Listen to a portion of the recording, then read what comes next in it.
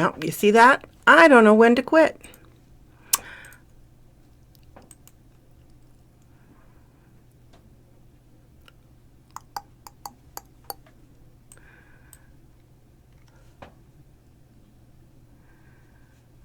Let's see here. Woohoo.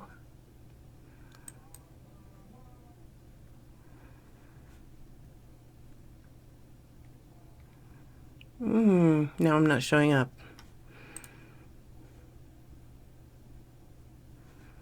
No, it's not. Let's see.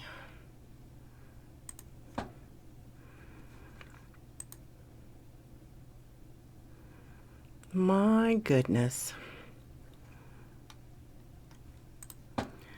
It says 3 is up, but I've got 4 up.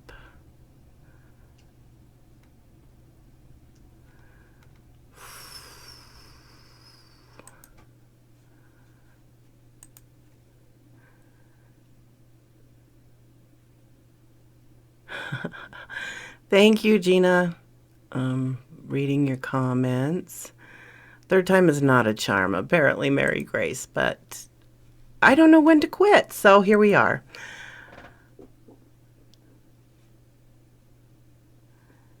And it still says 3 is live, but we are on 4.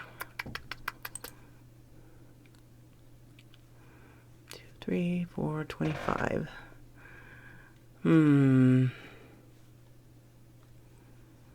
I want to make sure we're on. It says we're on, but I can't find it. Oh, there we are. Okay, 4. Okay, we are back. Actually, for chapter 4. Timing, right? Okay, chapter 4 is porcelain. We hanging in there? I'm not giving up just yet. Carol awoke to an icy chill. She shivered out impulse, forcing several puffs of white mist to escape her lips. She sat up, noting that she was on the floor of the dining room. She was alone. The tables, the chairs, and even the entire ground was all layered with a good inch of snow. The staples of the curtains to the windows had come undone, allowing the wind to enter unchallenged. "Hello?" she called out softly.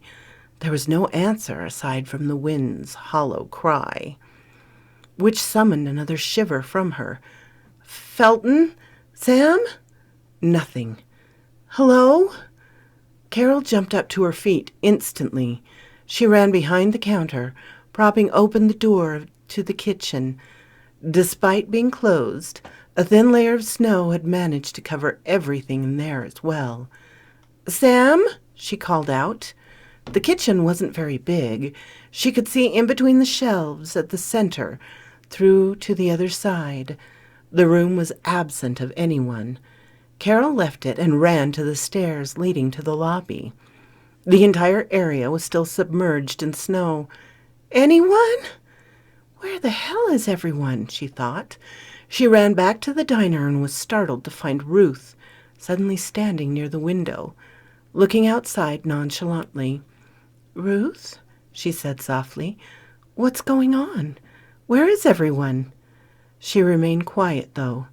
Carol slowly approached, noting the snow had accumulated up to the sill on the verge of spilling inside. "Ruth," she said softly, "what's going on? Where is everyone?" She remained quiet. "Ruth, are you okay? I can't stop dreaming of this place," she suddenly spoke out. "It's like she won't let me forget." Ruth was puzzled.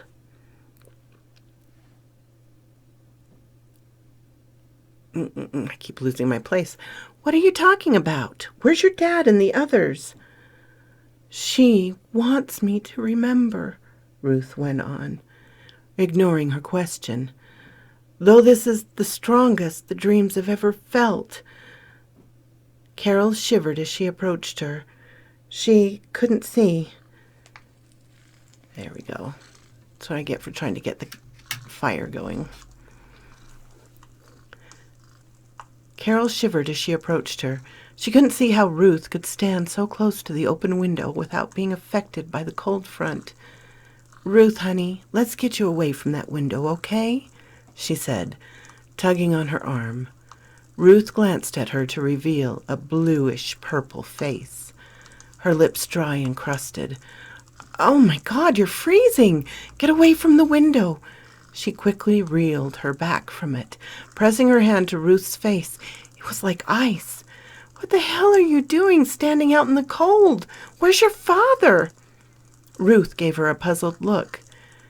"I've never shared these dreams with anyone before." "Honey, why do you keep saying that? This isn't a dream." Suddenly a sharp snap of wood drew their attention. Carol quickly scanned the room, but it was still empty. What was that? Was it the others? She asked.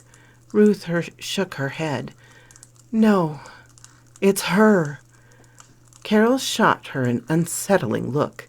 "This isn't funny anymore, Ruth."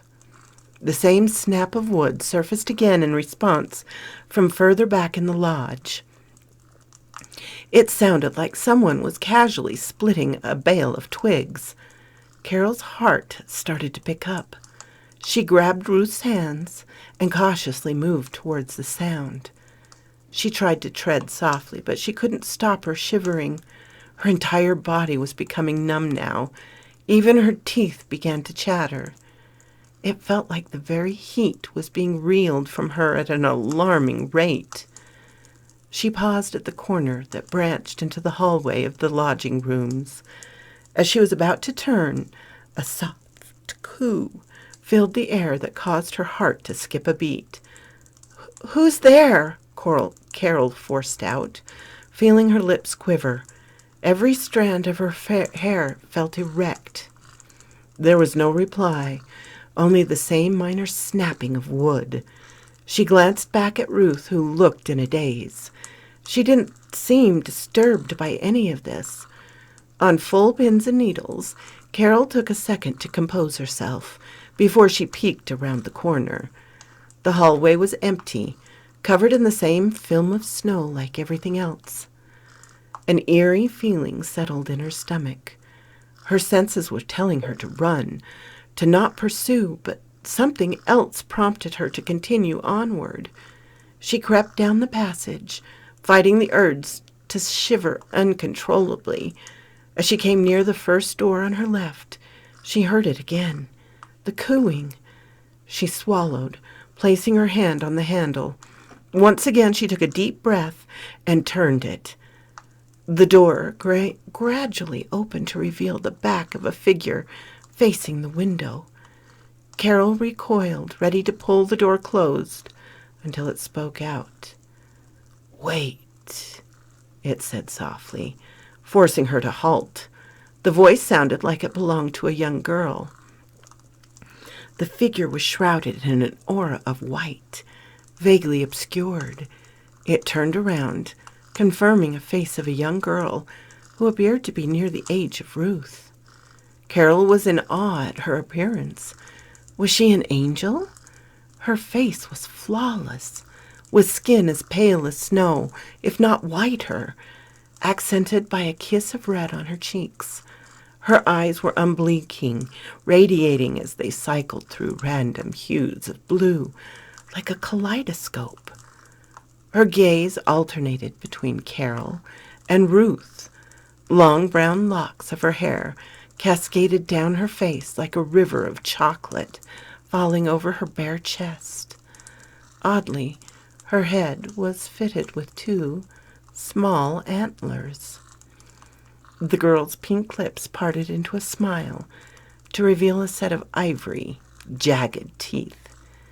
"It is time," she said softly, with a voice layered, as if 3 unseen others had spoken in unison with her. "She will wait no more for you." Carol was speechless. She noticed the girl was looking at Ruth and managed to find her voice. "Who?" The smile widened on her. "Mother," she said, holding up a hand, which released a sickening crack. "Come, Ruth." Instinctively, Ruth began to walk forward, slowly extending her own hand. Carol immediately yanked her back. As she did, the light finally diminished from the girl's form, allowing her to fully see the being. Carol's eyes fell upon the girl's hands first, and instantly her stomach tightened. The thing was far from being an angel. Her, or rather its torso, was human-like, but its lower half was composed of wood, as if its legs had been carved out of a tree. Sharp, jagged pieces stuck out at odd angles, with roots in the mix, bits of dirt clinging to a few of the edges as it became two hooves.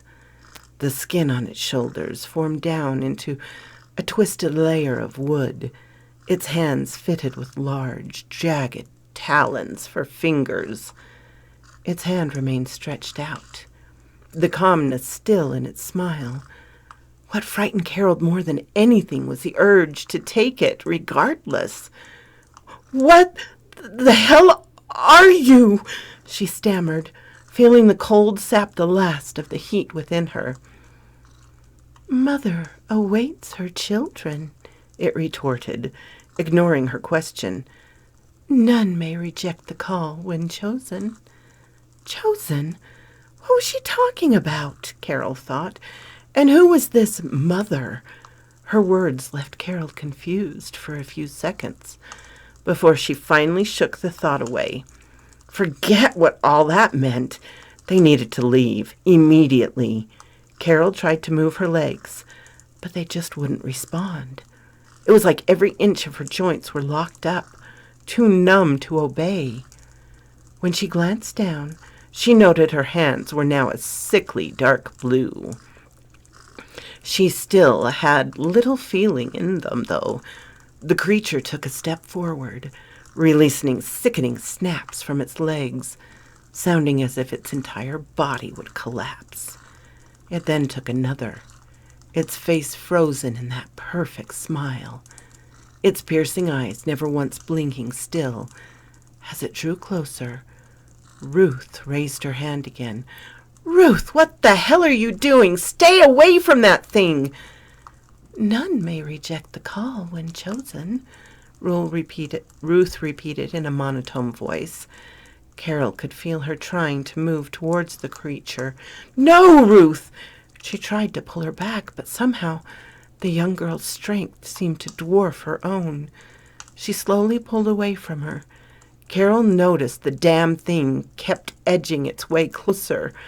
All the while she found it hard to peel her eyes away from its porcelain face with those eyes, ones that seemed to fuel the tundra spreading within her. She opted to direct her focus into lifting her legs, but they were so heavy, like foreign objects attached to her body.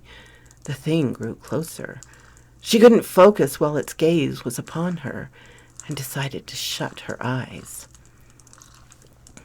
Carol poured every ounce of willpower into her legs, repeating the command to move them. For a second, she vaguely felt one move. She continued until one foot slowly dragged against the snow. Yes, she thought, just a little bit more. She continued to slowly drag it. It was tingling as if she'd fallen asleep on it. However, she misplaced it, losing her balance, and fell to the floor. The snow powdered over her body like the rush of cold water, adding insult to her already chilled form. Ruth had managed to stay up, still holding out her hand. Carol couldn't let her leave with that thing. With only her arms still under her control, she mustered up all of her strength to pull herself across the floor. If she could just grab Ruth's ankle, or even a piece of her clothing. In a failed effort, she was only able to reel in a handful of snow. "Ruth, don't! Ruth, damn it!" she yelled. "None may reject the call when chosen," Ruth repeated. At that moment, Ruth's earlier words dawned on Carol. She mentioned this was a dream, if that was truly the case. What else did she have to hold on to? She had no other option. She closed her eyes and began to speak out loud. Come on, Carol. Wake up! Wake the frick up! Wake up. Come on, wake up! Carol's eyes opened. She was back in the dining room, except now it was dark, lit by several lanterns placed arbitrarily atop tables and floor. The snow that had covered everything was now gone. Even the windows were back to being sealed off. All the furniture had been pushed up against the wall to allow the layout of blankets and pillows. It really was a dream, she thought, feeling a relief wash over her. All of it. Carol found that she was bundled in a blanket near the wall. Even so, her mind desperately tried to convince herself she was still in that half-frozen state. She could even feel the urge to shiver out of impulse, but her body didn't feel cold. It was just a dream, she assured herself. Come on, Ruth. Wake up for us, darling. That voice. It was Felton's. She glanced over to see him along with Alex near an unconscious Ruth. She was propped up against the wall, being shaken by her dad, but her eyes remained shut. That's when she noticed Ruth's face. It was like in the dream, slightly blue, with sickly purple lips. Shit, Sam, where the hell's that hot towel? Felton shouted, adding another blanket over her. A second later, Sam came running out with a steaming towel. He quickly passed it off, and Felton immediately began dabbing it across Ruth's face. Come on, baby, wake up for us. You're going to be okay. You hear? Felton, Carol started. Her voice sounded so raspy. What's going on? To her surprise, he managed to hear her among the commotion. Carol, everything's going to be okay. You hear? Just give me a minute to sort this out. But she was about to protest when she felt it. Underneath the covers, something cold was in her hand. She slowly pulled it out, and to her surprise, she found a lump of melting snow in her palm. Well, my dears, I think I might not tempt fate and go any farther. I will do the last 4 chapters probably in a video, probably next Tuesday, not tomorrow. This is going to have to do for Tuesday's video if I'm going to get everything done for the holidays. I hope you all have a wonderful holiday coming up. I really like this story, Evil Witch, for sure.